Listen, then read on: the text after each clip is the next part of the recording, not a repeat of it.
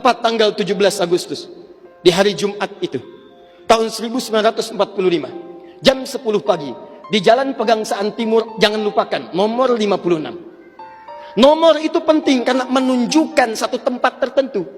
Kalau cuma jalannya saja, berarti, maaf ya, proklamasi berlangsung di jalan.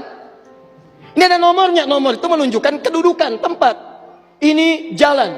Jalan apa namanya, Pak? Kistu Kencana. Ya, Wisnu Kencana Timur, nomor 27, Masya Allah. Nomor 27 tempat ini. Kalau cuma Wisnu Kencana saja di jalan. Pertanyaan saya, kenapa tidak pernah dijelaskan dalam buku sejarah? Siapa yang punya rumah tempat yang nomor 56 itu? Jalan Pegangsaan Timur nomor 56. Rumah siapa nomor 56 itu? Ternyata itu rumah seorang pengusaha Muslim keturunan Yaman yang sangat cinta dengan negara kesatuan Republik Indonesia ini. Beliau mewakafkan rumahnya untuk kemerdekaan bangsa Indonesia. Namanya Syekh Faraj bin Marta. Mewakafkan rumahnya untuk proklamasi kemerdekaan Republik Indonesia. Insinyur Soekarno datang ke situ dalam keadaan masih lemas. Ada kemudian penyakit dalam tubuhnya, maka diberikan oleh beliau madu Yaman di malam harinya. Siang-siangnya sudah fresh, dalam keadaan yang baik, maka digelorakanlah kemudian di sampingnya ada Bung Hatta. Proklamasi sampai dengan ujungnya. Teman-teman, proklamasi 17 Agustus tahun 1945 itu memiliki saham yang kuat dari pertemuan-pertemuan dan perjuangan para ulama.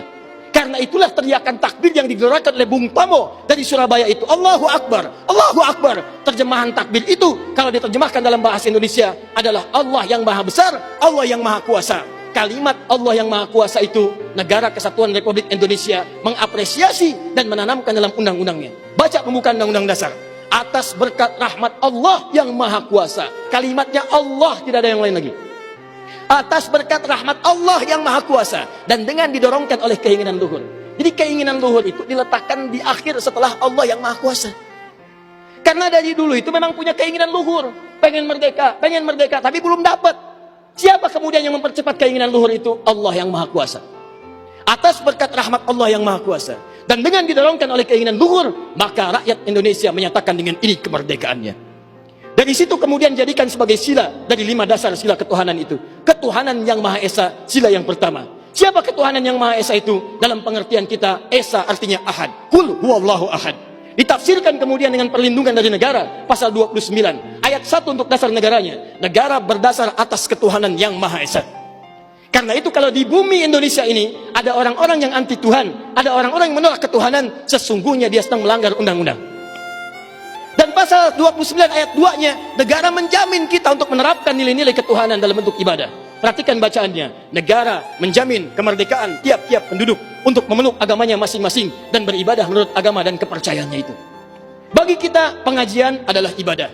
Salat adalah ibadah. Zakat adalah ibadah. Taklim seperti ini adalah ibadah. Jadi taklim pun dilindungi oleh undang-undang, taklim pun didukung oleh negara, dan kalimat takbir pun itu adalah kalimat takbir yang tertuliskan dalam undang-undang dasar kita. Jadi kalau ada anak bangsa yang anti dengan kalimat takbir, itu artinya anak bangsa yang tidak mengenal perjuangan nenek moyang kita yang telah mewujudkan negara kesatuan Republik Indonesia. Takbir.